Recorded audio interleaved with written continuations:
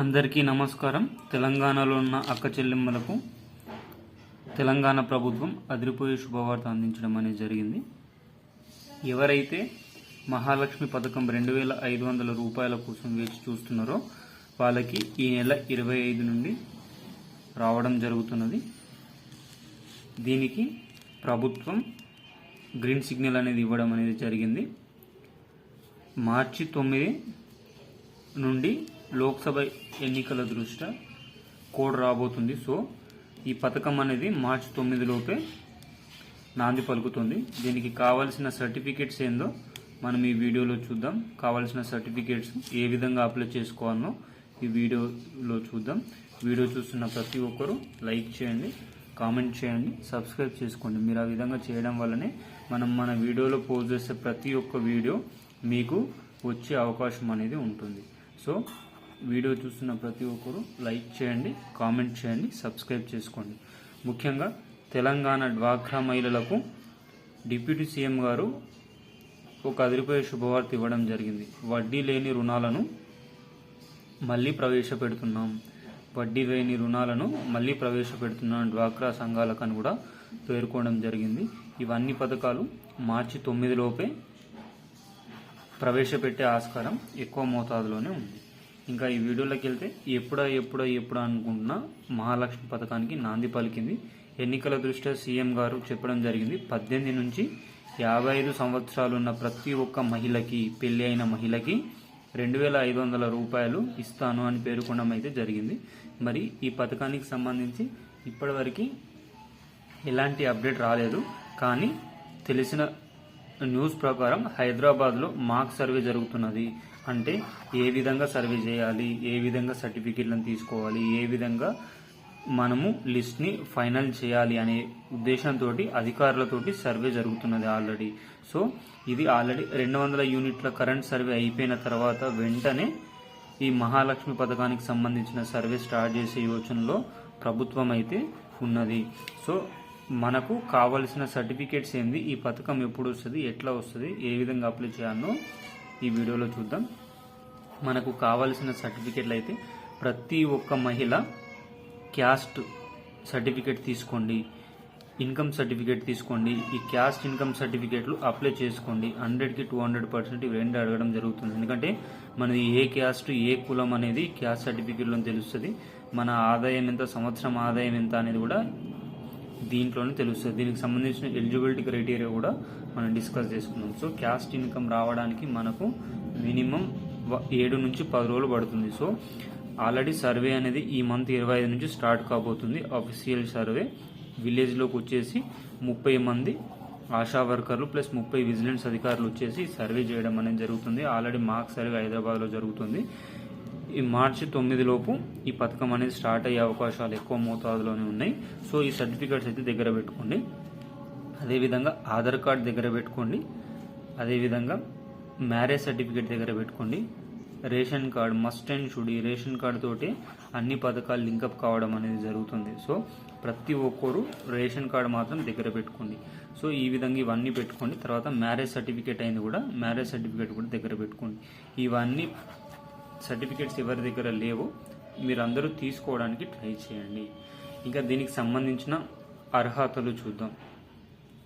ఈ అర్హతలకు వచ్చేసి ఎవరికైతే సంవత్సరానికి 3 లక్షల లోపు ఇన్కమ్ ఉంటుందో వారికి మాత్రమే మహాలక్ష్మి పథకం అనేది వస్తుంది. ఈ ఇన్కమ్ అనేది దేంట్లో వస్తారు, ఈ ఇన్కమ్ సర్టిఫికేట్లు దాన్ని ఫైనలైజ్ చేయడం అనేది జరుగుతుంది. అదేవిధంగా గవర్నమెంట్ ఎంప్లాయీ వైఫ్స్కి ఈ మహాలక్ష్మి పథకం అనేది రాదు. అదేవిధంగా 5 ఎకరాల భూమి ఎవరిపైన అయితే ఉంటుందో వాళ్ళకి మహాలక్ష్మి పథకం రాదు. 7.5 మిట్ట భూమి అనేది ఎవరిపైన ఉంటుందో వాళ్ళకు కూడా ఈ మహాలక్ష్మి పథకం అనేది అయితే రాదు. సో ఈ విధంగా ప్రభుత్వం దీనికి సంబంధించిన ఎలిజిబిలిటీస్ అని తీసుకొని రావడం అనేది జరిగింది. మరి రేషన్ కార్డులో, ఒక రేషన్ కార్డులో ఎంతమందికి మహాలక్ష్మి పథకం వస్తుందంటే ఒక రేషన్ కార్డుకి కేవలం ఒకరికి మాత్రమే మహాలక్ష్మి పథకం వస్తుంది. అంటే క్లియర్గా చెప్తున్నా వినండి. ఇప్పుడు ఒక ఇల్లు ఉంది, ఒక ఇంట్లో మామ, అత్తమ్మ, 2 కొడుకులు ఉన్నారు, 2 కోడళ్ళు ఉన్నారు. వీళ్ళందరికీ ఒకే రేషన్ కార్డు ఉంది. ఆల్రెడీ వీళ్ళ మామయ్యకి 57 సంవత్సరాలు దాటినాయి. సో ఒక రేషన్ కార్డుకి ఒకటి పథకం అని మనకు అందరికీ తెలుసు. సో ఓన్లీ ఈ పింఛన్ మాత్రమే వస్తుంది, మిగతాది ఏది రాదు. అదే ఒక కుటుంబం ఉంది, మామయ్య అత్తమ్మ, 2 కొడుకులు ఉన్నారు, 2 కోడలు ఉన్నారు. వీళ్ళ ముగ్గురికి 3 రేషన్ కార్డులు ఉన్నాయి. సో ఈ విధంగా ఉండడం వల్ల ముగ్గురికి 3 పథకాలు రావడం అనేది జరుగుతుంది. సో ఈ విధంగా ప్రతి ఒక్కరు రేషన్ కార్డు అనేది చేంజ్ చేయించుకోండి. ఉమ్మడి రేషన్ కార్డు ఉంటే మాత్రం పథకాలు అనేది రాదు. కేవలం ఇంట్లో ఒక్కరికి మాత్రమే లబ్ధి చేకూరడం అనేది జరుగుతుంది.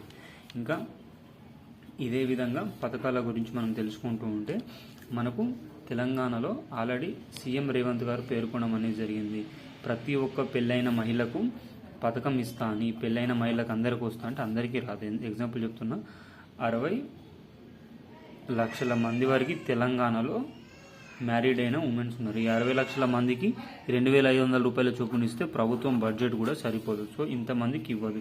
రేషన్ కార్డులో నేమ్ ఉన్న వారికి మాత్రమే ఇస్తుంది. దీని ద్వారా ఏంటంటే రీసెంట్గా 5 నుంచి 6 సంవత్సరాల క్రితం పెళ్ళైన వారిది ఏమైందంటే వాళ్ళు అమ్మగారింటి నుంచి అత్తగారింటికి రేషన్ కార్డు చేసుకోలేరు. సో ఈ విధంగా వీళ్ళందరూ పథకాలను కోల్పోయే అవకాశం ఉంది.